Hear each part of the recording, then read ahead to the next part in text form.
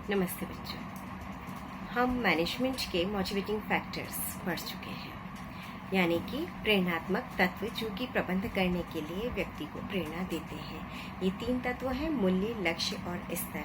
मूल्य के बारे में हम पहले ही बात कर चुके हैं, मूल्य की परिभाषा के बारे में, और ऐसे हम लक्ष्य और स्तर के बारे में भी थोड़ी जानकारी हासिल कर चुके हैं। मूल्यों की परिभाषा के बारे में जान चुके हैं, मूल्यों की विशेषताओं के बारे में जान चुके हैं। अब इम्पॉर्टेंट हो जाता है कि मूल्यों के वर्गीकरण के बारे में हम जानें और समझें। मूल्यों का वर्गीकरण, क्योंकि जिस तरह से हम जानते हैं अच्छी तरीके से कि मूल्य जो होते हैं हर एक व्यक्ति के अलग अलग होते हैं। किसी भी 2 व्यक्ति के मूल्य एक समान नहीं होते हैं। अगर हम बात करें बच्चों, तो एक ही परिवार के अगर 3 सदस्य हैं या 5 सदस्य हैं, या उस परिवार के हम बच्चों की बात करते हैं, तो सब बच्चों के मूल्यों में अंतर होता है। उसका कारण क्या होता है? मूल्यों में अंतर का कारण होता है, जैसे कि ये तो हम मानते हैं कि मूल्य संस्कृति से आते हैं और मूल्य परिवार के द्वारा उत्पन्न किए जाते हैं। मूल्यों का उद्गम आंतरिक रूप से भी होता है, आसपास के वातावरण से भी होता है, लेकिन फिर भी मूल्य व्यक्तिगत होते हैं और व्यक्तिगत रूप से भिन्न भिन्न होते हैं। और क्योंकि मूल्य अलग अलग होते हैं, तो अलग अलग होम साइंटिस्ट ने और समाजशास्त्री ने मूल्यों का वर्गीकरण अलग अलग प्रकार से किया है। मूल्यों का वर्गीकरण हम इसके द्वारा समझ सकते हैं, जैसा कि आप देख पा रहे होंगे। मूल्यों को वर्गीकृत किस प्रकार से किया गया है?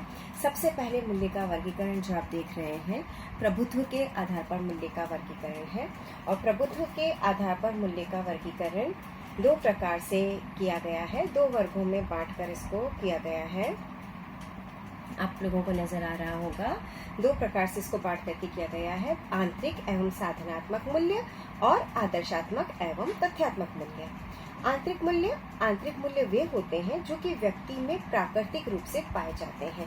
आंतरिक मूल्य बच्चे वे होते हैं जो कि व्यक्ति में प्राकृतिक रूप से पाए जाते हैं और उसके अंदर से उत्पन्न होते हैं। इस प्रकार के मूल्यों में किसी भी प्रकार का उस पर कोई भी दबाव नहीं होता है, उसे हम कहते हैं आंतरिक मूल्य। आंतरिक मूल्य जैसे कि हम कह सकते हैं कला एवं सौंदर्य के प्रति रुचि, कला को जानना, समझना, सौंदर्य के प्रति रुचि रखना, ये सभी आंतरिक मूल्य होते हैं। जैसे कि माँ बेटे का प्रेम, पति पत्नी के बीच के संबंध, सौंदर्य इत्यादि सभी आंतरिक मूल्यों के अंतर्गत आते हैं। तो आंतरिक मूल्य जो होते हैं वो विमान के अनुसार केवल मूल्य के लिए ही महत्वपूर्ण एवं वांछनीय होते हैं, जैसे कला के प्रति प्रेम, ईश्वर भक्ति में रुचि, भाई बहन का प्रेम, भाई भाई में प्यार। ये कुछ चीजें हैं जो कि हम ये कह सकते हैं कि व्यक्ति के अंदर से स्वतः उत्पन्न होती है, तो इसको हम कहते हैं आंतरिक मूल्य। दूसरे मूल्य जो होते हैं वो है साधनात्मक मूल्य।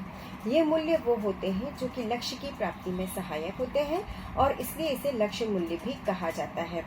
हम इस बात को इस तरह से समझ सकते हैं कि लक्ष्य की प्राप्ति में सहायक मूल्य, अर्थात जब भी व्यक्ति अपने कोई लक्ष्य निर्धारित करता है तो उसके लिए कुछ न कुछ मूल्य होते हैं जिनको कि वो आधार मान करके करता है। व्यक्ति को नहीं पता होता है, जैसे मैं आपसे अभी आप समझने लगे हैं मूल्य क्या है क्या नहीं है, लेकिन शुरुआत में आप लोगों को भी लग रहा होगा मूल्य यानी कि कीमत। यहाँ हम बात कर रहे हैं जीवन मूल्य की। तो व्यक्ति नहीं जानता है कि उसके मूल्य क्या है, जीवन मूल्य क्या है, लेकिन फिर भी उसके लक्ष्य का निर्धारण, उसके निर्णय सभी मूल्यों पर ही आधारित होते हैं। तो ऐसे मूल्य जिनके आधार पर के निर्णय लिए जाते हैं, लक्ष्य निर्धारित किए जाते हैं, जिन्हें कि हम लक्ष्य मूल्य भी कहते हैं, इन मूल्यों को हम कहते हैं साधनात्मक मूल्य। जैसा कि आप इसमें देख पा रहे होंगे, प्रभुत्व के आधार पर 2 प्रकार से वर्गीकरण है, जिसमें आंतरिक मूल्य एवं साधनात्मक मूल्य। जब भी व्यक्ति साधनात्मक मूल्यों की बात करता है या इनकी प्राप्ति की बात होती है, तो जैसे कि किसी कार्य की पूर्ण कुशलता व निपुणता से किसी कार्य को करना इत्यादि साधनात्मक मूल्य होते हैं, क्योंकि ये हमें किसी लक्ष्य तक पहुंचने में मदद करते हैं। मैकी ने कहा है कि 4 तरह के साधनात्मक मूल्य होते हैं। POSE यानी कि योजना बनाना, क्रमबद्धता, कौशल और क्षमता। P से प्लानिंग, O से ऑर्डर, S से स्किल्स, E से इफिशिएंसी। और कुछ मूल्य ऐसे भी होते हैं जो कि आंतरिक भी होते हैं और साधनात्मक भी होते हैं। और ये मूल्य जो होते हैं, दोनों ही मूल्यों के गुण किसी किसी मूल्य में विद्यमान होते हैं। यानी कि हम ये कह सकते हैं ऐसे मूल्य जिसमें कि दोनों ही मूल्य विद्यमान हैं, साधनात्मक भी है और आंतरिक भी है। जैसे कि कला के प्रति प्रेम। अब कला के बारे में जानना, समझना, पहचानना और उसके प्रति प्रेम होना, उसके प्रति अपनी अनुभूति रखना और कुछ अच्छे से एहसास रखना, महत्वाकांक्षा, प्यार इत्यादि, ये साधनात्मक मूल्य भी होते हैं और साथ ही आंतरिक मूल्य भी होते हैं। अब हम नेक्स्ट चलते हैं आदर्शात्मक मूल्य की ओर, जो कि आप इसमें देख पा रहे होंगे। आदर्शात्मक मूल्य। आदर्शात्मक मूल्य वे मूल्य होते हैं जो नैतिकता पर आधारित होते हैं। इनके सृजन के समय सही गलत, उचित अनुचित, सत्य असत्य इत्यादि का ध्यान रखा जाता है। और अगर हम बात करें बच्चों इन आदर्शात्मक मूल्य की, तो इनकी जड़ें व्यक्ति की गहराई में, कहीं गहराई तक इनकी जड़ें होती है। और गहराई में इनकी जड़ें होने से क्या तात्पर्य है?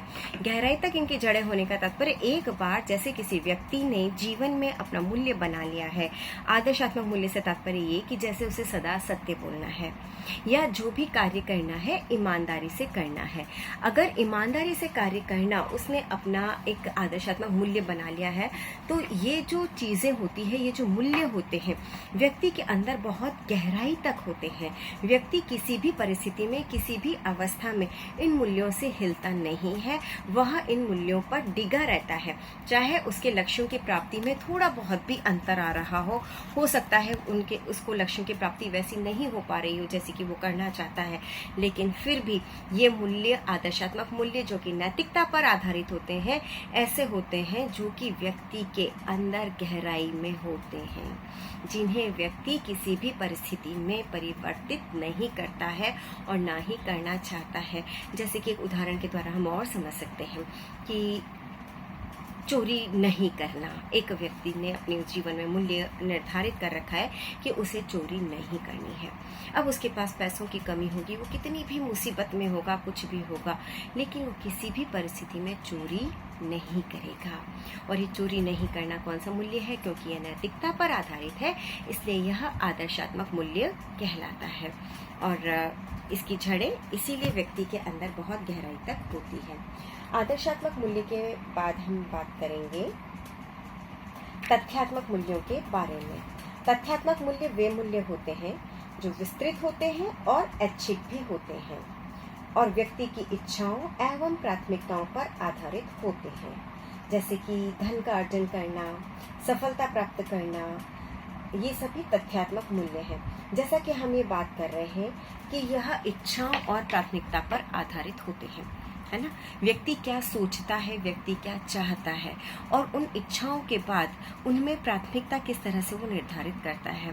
तो उस प्राथमिकता के आधार पर वह उसे प्राप्त करना चाहता है, क्योंकि कोई सा भी लक्ष्य हो, आधार तो उसका मूल्य ही है। जैसे कि हमने बात की थी कि मूल्य को लक्ष्य की माता कहा जाता है, तो हमें इस बात को अच्छे से ध्यान में रखना है। तो तथ्यात्मक मूल्य में जैसे कि अगर कोई व्यक्ति सोचता है कि उसे धन अर्जन करना है, अब धन अर्जन करना अगर उसने अपना मुख्य लक्ष्य बना लिया है कि उसे बस धन अर्जन करना है, अब वो किसी भी तरीके से धन का अर्जन करे, वो तरीके यहाँ मायने नहीं रख रहे हैं। उसका मूल्य क्या हो गया है, प्राथमिकता और उसकी इच्छा क्या हो गई है कि उसको धन अर्जन करना है, या हम कहें सफलता प्राप्त करनी है। कई मूवीज में आप लोगों ने देखा होगा और वास्तविक जिंदगी में भी आपने देखा होगा कि व्यक्ति सफलता प्राप्त करने के लिए चापलूसी भी करते हैं, है ना। अर्थात उनके अंदर आत्मसम्मान का मूल्य नहीं है। तो किसी भी मूल्य पर सफलता प्राप्त करना, किसी भी तरह से धन अर्जन करना, मतलब धन अर्जन करना है, सफलता प्राप्त करनी है, किसी भी तरह से करें, ऐसे जो मूल्य होते हैं उन मूल्यों को हम कहते हैं तथ्यात्मक मूल्य, जो कि व्यक्ति की इच्छाओं पर आधारित होते हैं। अब हम बात करते हैं पार्कर के द्वारा दिए गए मूल्यों के बारे में, कि पार्कर ने हमें कुछ मूल्यों के बारे में बताया है। पहला हमने पढ़ा था प्रभुत्व के आधार पर मूल्य, अब हम पढ़ रहे हैं पार्कर के अनुसार। प्रसिद्ध समाजशास्त्री हैं पार्कर, जिन्होंने मानव आचरण को और मानवीय व्यवहार यानी कि मानवीय क्रियाओं को, मानव के कार्य करने की प्रवृत्ति को उत्प्रेरित और नियंत्रित करने वाले मूल्यों को निम्न प्रकार से बांटा है। आराम और सुख, यथासंभव जीवन में हर व्यक्ति क्या चाहता है बच्चों? हर व्यक्ति चाहता है कि वह आराम से रहे, सुख से रहे, जीवन को रुचिकर बनाए, हर्ष और उल्लास से जीवन जिए। एक अन्य मूल्य जो पार्कर ने बताया है वो है प्रेम। प्रेम हम मानते हैं कि पारिवारिक जीवन की सफलता की कुंजी है और इसके बिना कोई भी परिवार उन्नति नहीं कर सकता है। आपस में विश्वास होना, एक दूसरे के प्रति रुचि होना, एक दूसरे के साथ में संतुष्टि का अनुभव करना, पति पत्नी प्रेम, पिता पुत्र प्रेम, भाई बहन, मित्रता, ईश्वर के प्रति प्रेम, मानव जाति के लिए प्रेम, समुदाय के लिए, समाज के लिए एक आदर्श प्रेम के रूप में मनुष्य अपने इस प्रेम की अभिव्यक्ति को अभिव्यक्त करता है और दर्शाता है अगर व्यक्ति का मूल्य प्रेम होता है। एक और मूल्य होता है जैसे कि ज्ञान प्राप्ति की इच्छा। मानवीय संबंधों को सजीव बनाने के लिए और जीवन को आगे से आगे बढ़ाने के लिए, जीवन में गुणवत्ता को बढ़ाने के लिए व्यक्ति में ज्ञान एवं विवेक का रहना अत्यावश्यक होता है। तो उसके लिए ज्ञान प्राप्ति की इच्छा भी मनुष्य के अंदर होनी चाहिए। इसी तरह से है कला, जैसे कि संगीत में रुचि, नृत्य में रुचि, लेखन कला, कविता लिखना, चित्रकला करना, गृह सज्जा, किसी भी प्रकार के कलात्मक कार्य में रुचि होना, यानी कि सौंदर्य को जानना और सौंदर्य की अभिव्यक्ति करना कला का एक भाग होता है और इसे भी पार्कर ने एक मूल्य के रूप में परिभाषित किया है। खेल को भी उन्होंने एक मूल्य के रूप में रखा है क्योंकि खेल एक ऐसी चीज है जिससे कि कल्पना शक्ति और रचनात्मक शक्ति दोनों का ही विकास होता है। स्वास्थ्य, शारीरिक एवं मानसिक स्वास्थ्य के प्रति रुचि रखना, शारीरिक और मानसिक स्वास्थ्य को समझना और इसके लिए अग्रसर रहना और इसके लिए अपने कार्य को करना। महत्वाकांक्षा, जीवन में बहुत कुछ प्राप्त करने की इच्छा रखना और अपने व्यक्तिगत जीवन में सफलता प्राप्त करने के लिए व्यक्ति को महत्वाकांक्षा होना आवश्यक होता है। इसी तरह से धर्म में धर्म के कार्यों को करना, धर्म के कार्यों के प्रति रुचि रखना, धार्मिक क्रियाकलापों में रुचि लेना और जब व्यक्ति धार्मिक प्रवृत्ति का होता है तो कई बार वह अपने समाज, अपने धर्म और अपने समुदाय के व्यक्तियों के लिए भी धार्मिक प्रवृत्ति के अनुसार कार्य करता है। तो ये एक धार्मिक मूल्य होता है। ये कुछ ऐसे मूल्य थे जो कि पार्कर ने बताए थे। अभी हमने 2 प्रकार के मूल्यों के बारे में पढ़ा, प्रभुत्व के आधार पर और पार्कर के बताए हुए मूल्यों के आधार पर। अब एक और वर्गीकरण जो कि पार्कर के द्वारा ही दिया गया है उसके बारे में हम जानेंगे, वो है क्रियात्मक एवं कल्पनात्मक। आप ध्यान से देखें इसको। 2 प्रकार के मूल्य और हैं जो कि पार्कर ने दिए हैं। मूल्यों को इन्होंने विभाजित किया है, क्रियात्मक मूल्य और कल्पनात्मक मूल्य। क्रियात्मक मूल्य वे मूल्य होते हैं बच्चों जो कि वातावरण के साथ समायोजन करने के लिए करना हमें सिखाते हैं और साथ ही ये सिखाते हैं कि हमारे आसपास किस प्रकार के लोग हैं, किस प्रकार का वातावरण है और कैसे हमें इस वातावरण के साथ अंतःक्रिया करनी है। इसको हम कहते हैं क्रियात्मक मूल्य। जबकि कल्पनात्मक मूल्य वो मूल्य होते हैं जो कि कला एवं सौंदर्य की अभिव्यक्ति से हमें संतुष्टि देते हैं। हम ये कह सकते हैं जैसे कि खेल में रुचि रखना, कला में रुचि रखना और प्रेम के द्वारा संतुष्टि प्राप्त करना, ये सभी कल्पनात्मक मूल्य कहे जाते हैं। क्रियात्मक मूल्य एक तरह से लक्ष्य मूल्य भी कहे जाएंगे क्योंकि इनके द्वारा लक्ष्यों की प्राप्ति होती है और कल्पनात्मक मूल्य ऐसे होते हैं जो कि आंतरिक मूल्य की तरह भी हम इनके बारे में बात कर सकते हैं, जैसे कि प्रेम, सहानुभूति, आदर इत्यादि, ये सभी मूल्य। अगला जो हम वर्गीकरण देखेंगे वो लिंडसे ने दिया है और लिंडसे ने इसको आप देखिए यहाँ पर लिखा हुआ है। लिंडसे ने दिया है सामाजिक मूल्य, आर्थिक मूल्य, शारीरिक मूल्य, सैद्धांतिक मूल्य, राजनीतिक मूल्य, धार्मिक मूल्य इत्यादि। ये लिंडसे का वर्गीकरण है जो कि आप देख पा रहे होंगे। लिंडसे ने जो वर्गीकरण दिया है, तो लिंडसे के वर्गीकरण के अनुसार सामाजिक मूल्य समाज के कल्याण से संबंधित मूल्य। बच्चों, जैसा कि हम सभी जानते हैं कि मनुष्य जो होता है वो एक सामाजिक प्राणी है और परिवार क्या कहलाता है? समाज की इकाई। और परिवार किससे बनता है? मनुष्य से बनता है। तो हर व्यक्ति के अंदर कहीं न कहीं थोड़े बहुत कम ज़्यादा सामाजिक मूल्य निहित होते हैं, जैसे कि समाज में रहकर अपना कार्य करना, दीन व्यक्तियों की मदद करना, अनाथ की मदद करना।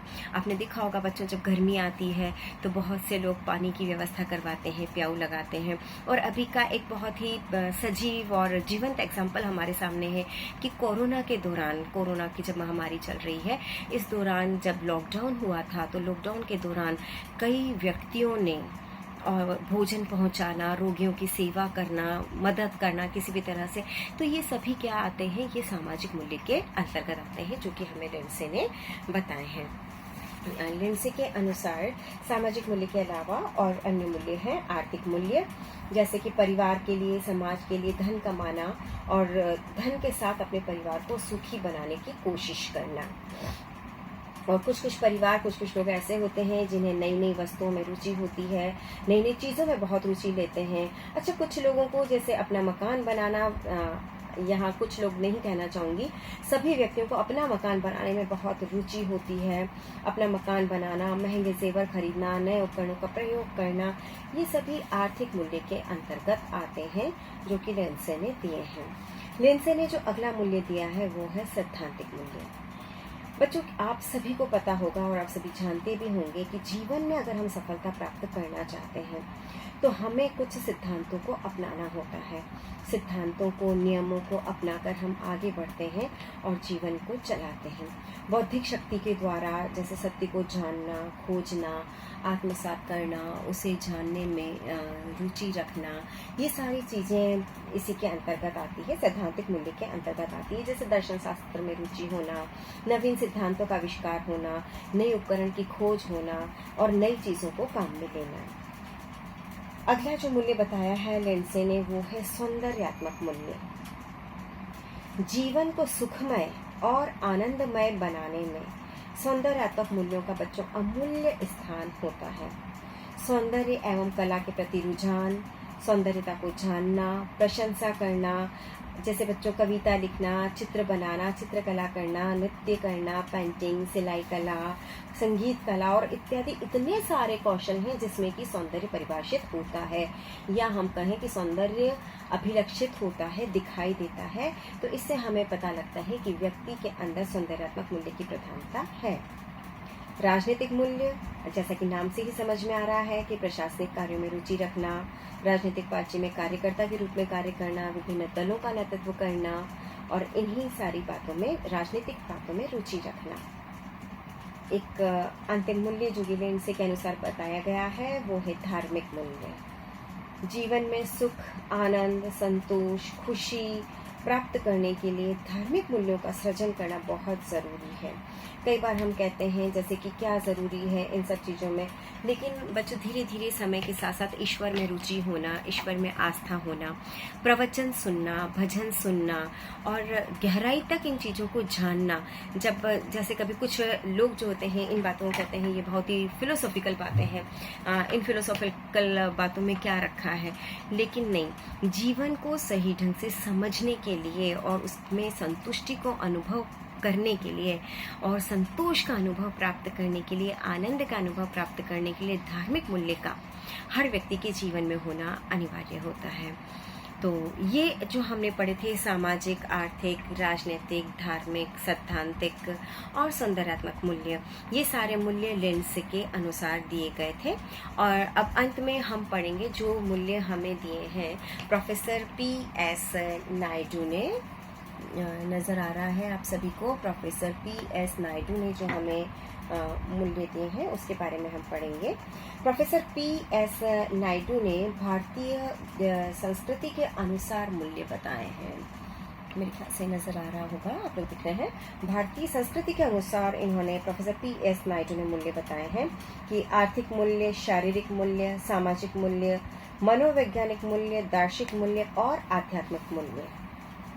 अब बच्चों आप देखें कि इन सब के बारे में हम पहले ही चर्चा कर चुके हैं और इसमें आप एक चीज़ देखेंगे कि जो प्रथम चार मूल्य हैं, जैसे कि आर्थिक मूल्य, शारीरिक मूल्य, सामाजिक मूल्य और मनोवैज्ञानिक मूल्य, ये मूल्य तो साधनात्मक हैं। लेकिन बाद के जो दो मूल्य हैं जो कि दार्शनिक मूल्य और आध्यात्मिक मूल्य हैं, ये मूल्य कहलाते हैं आंतरिक मूल्य या आदर्शात्मक मूल्य। यानी कि प्रथम 4 आर्थिक, शारीरिक, सामाजिक और मनोवैज्ञानिक मूल्य साधनात्मक है, अर्थात वो लक्ष्य मूल्य हैं जो कि किसी लक्ष्य को प्राप्त करने में सहायता देते हैं और मूल्यों की प्राप्ति में सहायक होते हैं। और जो बाद के 2 मूल्य हैं जैसे कि दार्शनिक मूल्य और आध्यात्मिक मूल्य, अभी हमने बात की थी, जीवन में संतुष्टि के लिए, सुख आनंद प्राप्त करने के लिए इन आंतरिक या आदर्शात्मक मूल्य भी हम इन्हें कह सकते हैं, जो कि क्योंकि बच्चों धर्म ही एक ऐसी चीज होती है जो कि हमें सही गलत का एहसास, सच्चे झूठे का और क्या हमें करना चाहिए क्या नहीं करना चाहिए इसके बारे में हमें बताता है। धर्म ऐसी चीज है जो हमें बताता है सही गलत, उचित अनुचित। हम कोई भी व्यवहार करते हैं, कोई भी बात करते हैं तो हम ये देखते हैं कि ऐसा कौन सा कार्य है जो कि समाज के द्वारा स्वीकृत किया गया है, समाज ने जिसको स्वीकारा है, हम उसी को करना पसंद करते हैं। तो बाद के जो 2 मूल्य हैं, धार्मिक और आध्यात्मिक की जो हमने बात की थी, आध्यात्मिक और दार्शनिक मूल्य, ये जो मूल्य होते हैं ये मूल्य जीवन में सुख, आनंद, संतुष्टि और प्रतिष्ठा प्राप्त करने में भी मदद करते हैं। तो बच्चों अभी हमने बात की मूल्यों का वर्गीकरण, मूल्यों के प्रकार के बारे में पार्कर के द्वारा दिए हुए, लिंडसे के द्वारा दिए हुए और प्रोफेसर PS नायडू के द्वारा दिए गए मूल्यों के बारे में। और नेक्स्ट लेक्चर में हम बात करेंगे लक्ष्य के बारे में और स्तर के बारे में। धन्यवाद।